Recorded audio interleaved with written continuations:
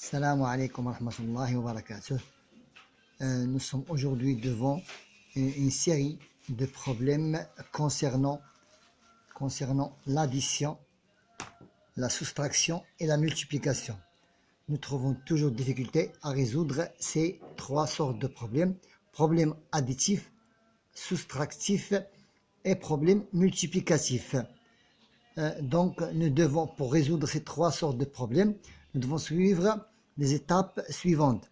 Donc pour ce qui est des problèmes qui ont relation avec l'addition, lorsqu'on a des questions clés qui sont ajoutées ou bien avancées, augmentées, ou bien le total, ou bien une somme due, donc nous devons faire à l'aide d'une addition.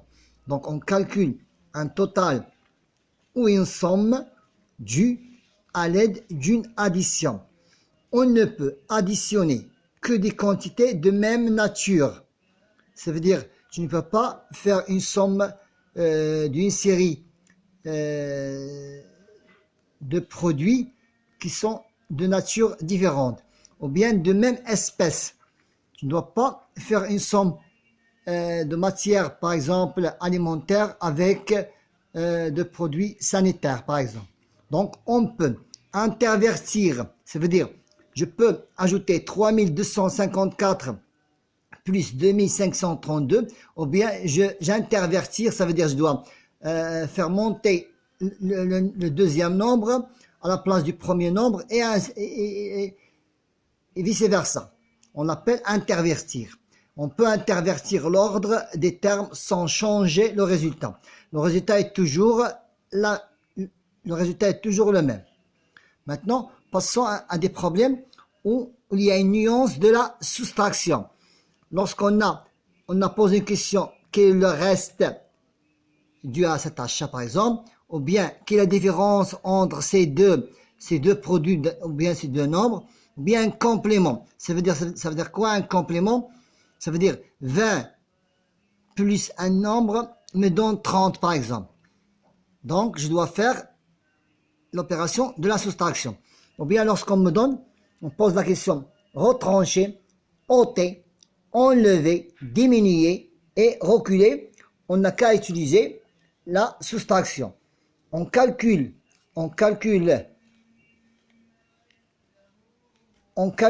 un reste, une différence, un complément à l'aide d'une soustraction. On ne peut soustraire que des qualités de même nature. La même chose pour l'addition.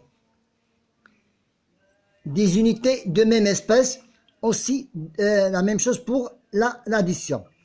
Le nombre retranché doit être le plus petit. Le nombre retranché doit être le plus petit.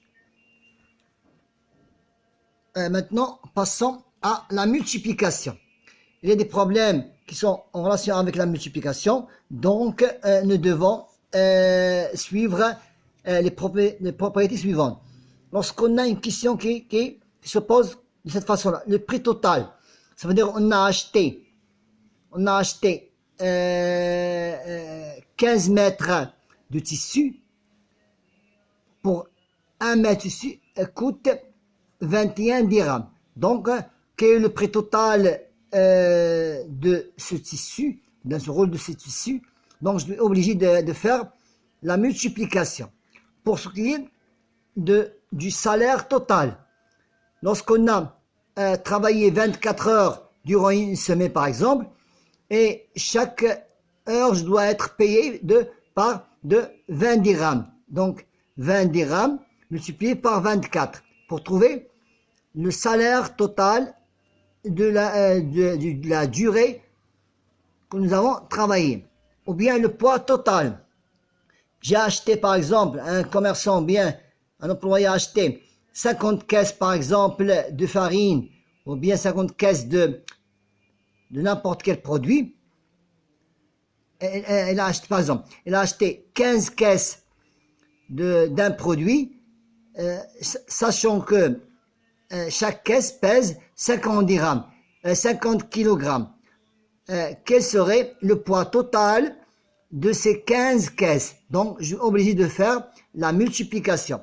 Et pour la longueur totale, par exemple, un menuisier a acheté 32 planches pour fabriquer des meubles.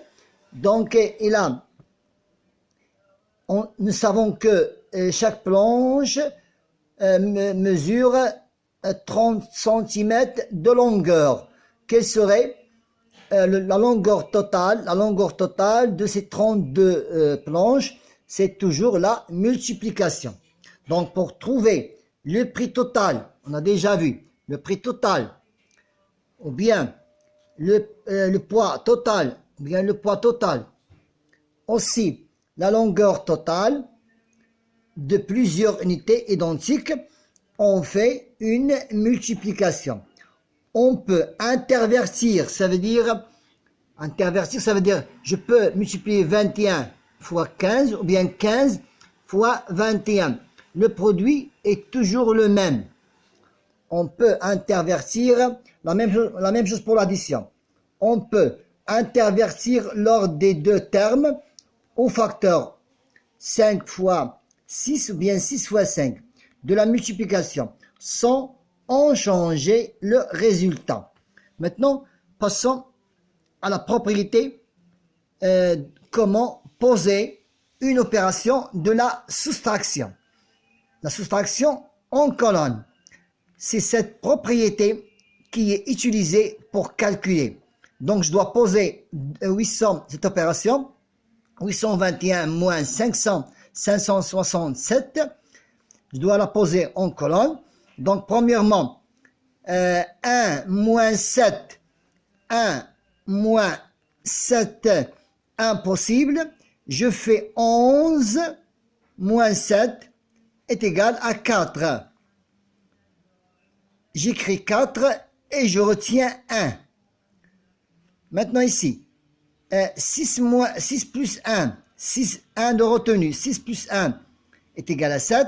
Maintenant, 2 moins 7, impossible.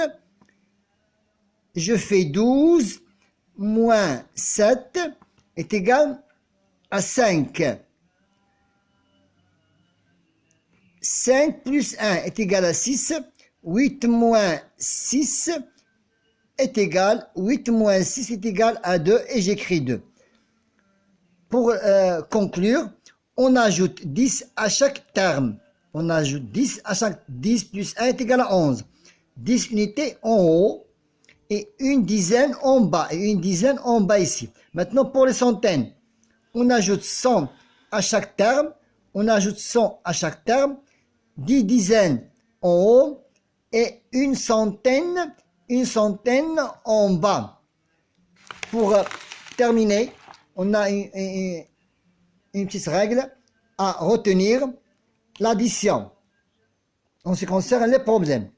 L'addition s'utilise dans une situation problématique.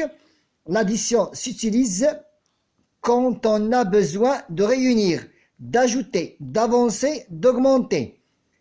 Le résultat de l'addition s'appelle la somme. Le résultat de l'addition s'appelle la somme. Maintenant pour la soustraction. La soustraction s'utilise quand on a besoin de retirer, de retrancher, d'ôter, d'enlever, de diminuer, de reculer, de calculer un écart. Le résultat de la soustraction s'appelle la différence. La soustraction est l'opération inverse de l'addition. Merci de votre attention. À la prochaine.